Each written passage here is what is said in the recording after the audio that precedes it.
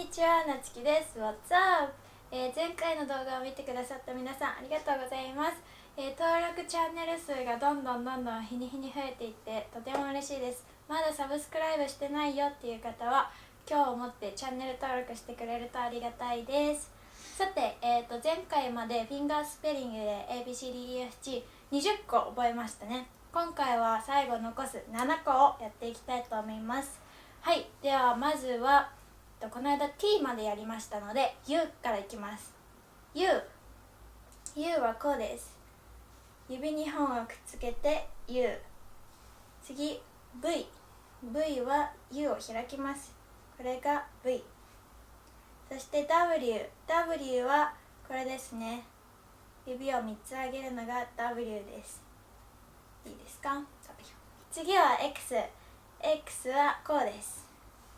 これフックみたいなのを作って書いてあるのが X。 そして Y ですね。 Y はこれです。アロハみたいな感じで Y。 これが Y。 最後 G です。 G は指で字を書いてあげます。ここでポイントなのが自分向きじゃなくて相手向きで G を書いてください。なので左行って右斜め下でもう一回左って感じですね。もう一回最初からいきます。 U B W X Y G です。今日はこの7つだけです。どうでしょうか？簡単そうですかね。じゃあ A から最初からやってみたらどうでしょう。27文字全部いけますかね。じゃあやってみましょう。はい、まず A です。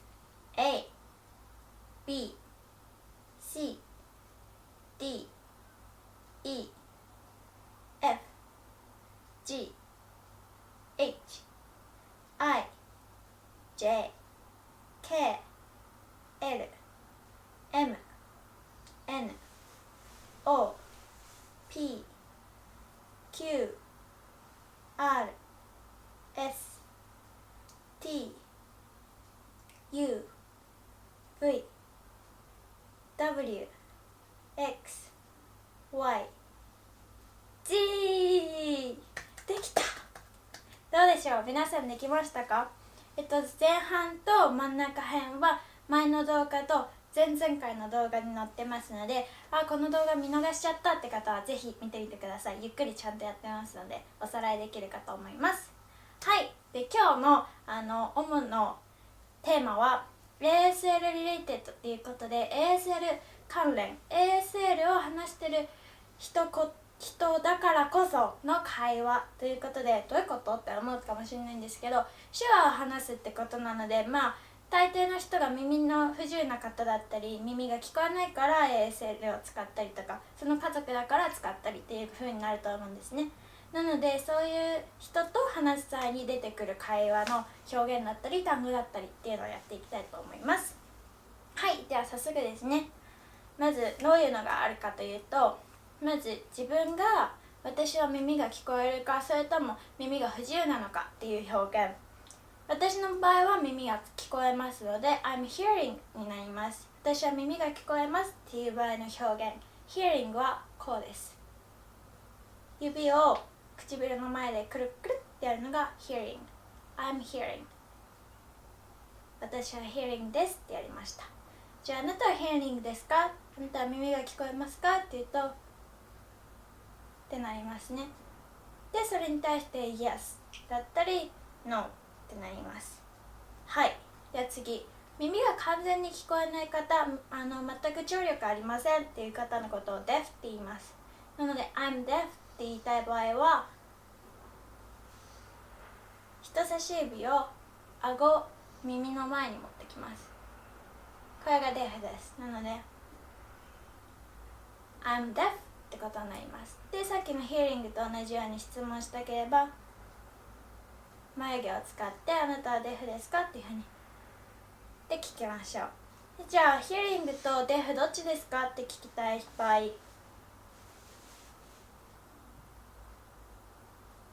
これ OR つまり OR hearing かデフかっていう OR なんですけど、 OR に対するサインはありません。なので or。 またはこれがしないでも hearing or みたいな感じでちょっと傾ける hearing or deaf っていう風にやる人もいます。なので or つけてもいいし or なしでただってやっても大丈夫です。そしたら私は聞こえますとか私はデフなんですっていう風に言いましょう。そしてですね、もう一つ実は耳が不自由な方の間でもhard of hearing っていうのがあります。それは完全に聴力を失ってるわけじゃないんですけど、耳が遠い方、あんまり完全に聞こえるわけではない、ちょっとした音は聞こえるけどっていう方、hard of hearing は H、 サインの H を作って言います。これが hard of hearing なので、絶対私は hard of hearing です、デフじゃないんですけどhard of hearing ですってことになります。なのでってやったら、あなたは hard of hearing ですか、それともデフですか。そしたら私は違うんです、聞こえるんですっていう表現をしました。はい、今のが hearing、 deaf、 そして hard of hearing でした。はい、では次ですね。次は、どの言語でもそうだと思うんですけど、初めてその言語を使って会話をしてみると意外と相手が何を言ってるかよく分からなくなってしまうっていうことがあると思うんですね。だからその時に使えるサインを教えたいと思います。まず Please sign again、 もう一度サインしてください、もう一度手話してくださいっていうことですね。 Sign again please、 Sign again please。 サインと please は大丈夫だと思います。 again がこういう風にやります。ちょっと手を丸くしてこれが again です。あとは please sign slowly、 please speak slowly、 もう少しゆっくりやってくれますか、もう少しゆっくり手話してくださいっていうことですね。でまた sign で今度 slow はこうです。 slow、 腕をちょっと撫でる感じで breathe。 先に言いたいことを持ってくるので please sign slowly とか please sign again で別にそれでも通じるんですけど、先に言いたいことを持ってくる。なので sign again please か sign slowly breathe っていう風に言いましょう。はい、では続いてです。続いては例えばこうやって手話をできるとデフな方に会ったりとかした時にお手伝い助けてあげることできると思うんですよね。例えば何か困っている時に Can I help you? っていう風に聞くことができると思います。なので Can I help you? のサインを教えたいと思います。まずこれが help のサインです。ちょっと上に上げる感じで、これで help you、 you の方に差し出してあげると help you、 逆にこれを自分の方に持ってきたら help me になります。なので I help you で can を最後につけてもいいし、それだけで眉毛上げるだけで手伝いましょうかっていう風になるし、あと逆にちょっと手伝ってもらってもいいですかっていう時はとかっていう風にやると手伝ってくれますか Can you help me になりますね。続いてです。あとどの言語でも知っておいた方がいい言葉っていうのがあると思います。それが Where's the bathroom ですね。それはどの言語でも旅行先とか行ったりすると使える言葉なんで覚えておいた方がいいっていうのがあると思うんですけど、例えばデフの人でどこ行ったらいいのか分かんないっていう時に Can I help you? って聞いたらトイレどこですかっていう時、その表現 Where's bathroom の表現は bathroom where?Where が最後に来ます。どの疑問文も一緒で When とか Where とか What は最後に来るので、最初にバスルームをして Where。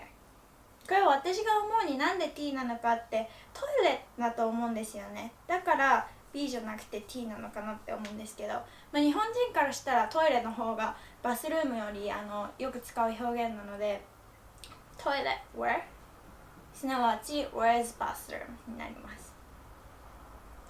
あと他に ASL をやって話したりしてると、どうしてサイン始めようと思ったの、なんで手話習ってるのとか、そういうことも聞かれるかと思います。その表現は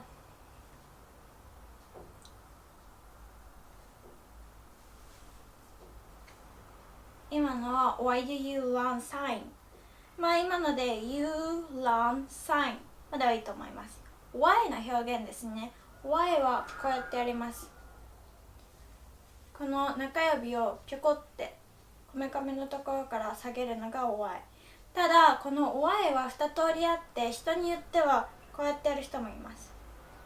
まあ同じことなんですけれども、これをすると Y のフィンガースペリング、さっきやったやつですね、 Y か、もしくはこれは多分人の好みなのかなって思うんですけど、私は個人的にはこうやって使う方が覚えやすい、自分にとってはやりやすいんですけど、これでももちろん使う人いっぱいいるのでどちらでも大丈夫です。今のが Why do you learn sign？ そしたら例えば I wanna help deaf people。 ちょっと今いきなりすぎてびっくりしましたかな。 I want、 これが want。 I want help deaf people、 これが people です。 P を作って回す。それか I want communicate with deaf people。 大丈夫ですかね、情報量がいっぱいかな。 I want、 これが want、 communicate、 C を使って communicate、 with は親指と親指を上げて with deaf people とかってなりますね。最初のやつが耳の不自由な方をサインで助けたいからですとか、2個目のやつは、耳の不自由な方ともサインでコミュニケーション取れるようにしたいからですっていう風な答え方でした。あとはどうやってサインを学んでるか、 How do you learn sign language とかだったら How you learn signingってなりますね。